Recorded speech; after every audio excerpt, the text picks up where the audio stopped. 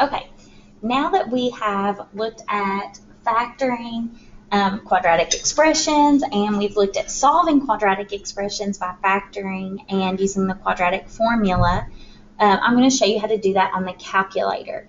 So this is going to be really helpful. It'll probably help you on the quiz and then the test coming up next week. And then if you're stuck on some of your other homeworks, like 9 and 10, or maybe even some of the factoring homework from before, you can use this calculator trick to help you a little bit, okay? Now, it's not going to work for every single quadratic problem that you have, just because you saw in homework 10, sometimes you have some radicals left in your answers, and so your intercepts aren't nice and pretty, and sometimes you have non-real solutions, you've got some imaginary numbers, so it could be different, and so just know that. It's not always going to work, but it's so quick and easy, it won't hurt to try it in the calculator first before you look at other methods, because it could save you some time in the long run, okay? So I have my Desmos calculator pulled up. That's what I am going to advise that you use, just because it's quick, and it's going to be the easiest, most user-friendly, but I will show you how to do it on the TI Inspire calculator as well. Okay, so over here, I just have a sample of your homework pulled up. I'm going to work through some problems and show you what you're doing, and then I'll show you the same thing in the Inspire calculator. So the first thing that you need to notice is we're factoring and solving in this homework. So for each question, you need to look and see if it says factor or solve. Okay, if it says factor, you're going to leave it in the parentheses. Okay, so like this. So we're going to have x plus or minus something, x plus or minus something, and we're going to fill that in, okay? So if it says factor, you leave it like this. If it says solve, you're just going to type in those numerical answers, okay? So I'm going to come over here to my graph, and I'm going to type in x squared plus 10x plus 21, okay? I'm going to look at that on my graph. I'm looking for the x-intercept. So we have -7 and -3. So my factors are going to be the opposite of that. So x plus 7 and x plus 3. Okay? Because remember, you get the solutions by setting your factors equal to 0 and solving. So it's the opposite of what it looks like. And it might help you to remember we've said you can't trust an x. So if it's in parentheses with the x, it's the opposite. Okay?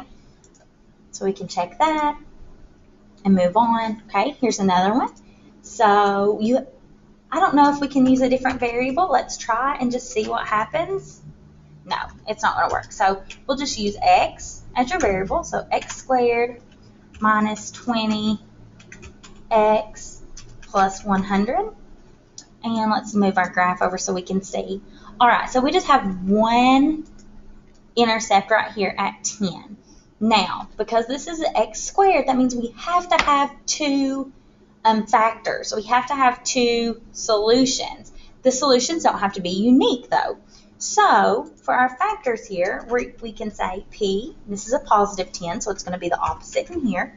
So p minus 10, and you can do that again, p minus 10. Or you can raise it to the second power. Either one of those works.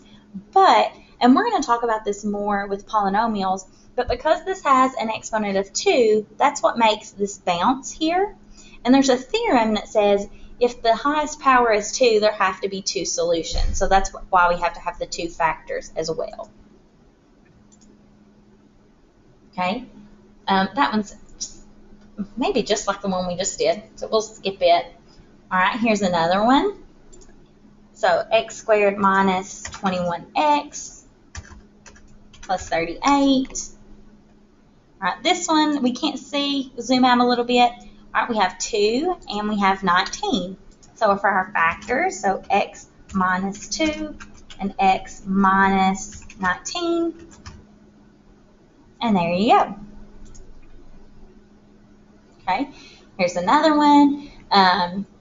You can keep doing the same thing. Now, this one says, oh, I didn't notice, this one does too, so we'll start here. This one says solve. So solve the equation by factoring. So I'm just going to type in x squared minus 25, and I get -5 and 5. So that's what I'm going to type in here, -5, 5. That's all you have to do. On this one, it also says solve. So x squared plus 2x minus 8. Here we have negative 4 and 2. So those are just the two answers that I'm going to type in to my box. Do you see the difference? Factors, it's the opposite, and in parentheses, solve, it's just the x-intercepts, because these are, in fact, the solutions to those equations. Okay, so you're just going to keep doing that same thing. We can even click through the rest of these problems. Here's another solve, so it's just the two numbers. This one you have to move that 28x over, so this one would be 4x squared minus 28x. Oh, sorry, 4x squared minus 28x. There you've got your points. So if something's on the other side of the equal sign, you do have to move it over. Okay, there's another one that's set up ready for you, and then this one, you've got to move that 11 over. Okay, and it says use the tables, but don't worry about that. Just use your calculator. Okay, now I'm going to show you how to do the same thing in your TI Inspire calculator. So you grab your calculator and turn it on, and you want to go to the graph. So you can hit B, or you can use your little mouse or cursor. I like to go to B, graph. You're going to hit tab, and that brings up your function notation. So after the equal sign, you just type in your equation or expression. So let's do x squared plus 3x plus 2. We'll do an easy one. Okay, and hit enter. All right, there you have your graph. You're going to go to menu 5, which is trace and graph trace, and you can just use your arrow keys, and then when you get to the x-intercept, it'll say 0.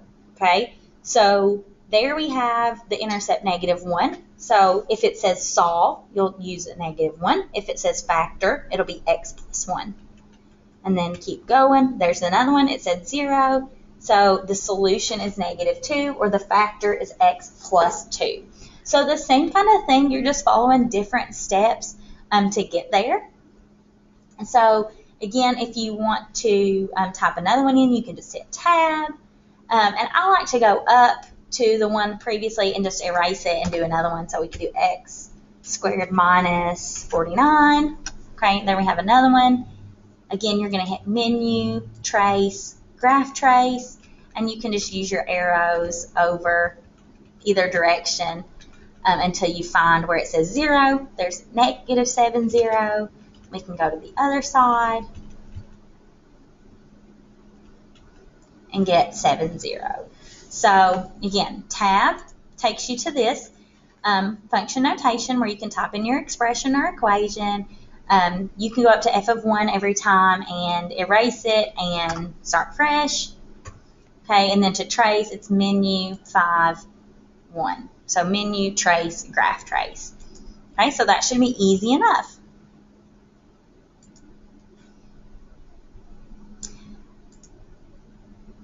All right, so use these tools that I've given you, your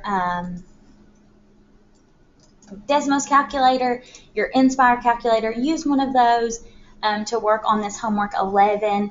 They should all be fairly straightforward and easy. Just the only thing you need to watch out for is if it says factor or solve. Okay, that's the main difference here. All right, so if you need help or have questions, feel free to let me know. I'd be happy to assist you with whatever you need, and have a great rest of the day.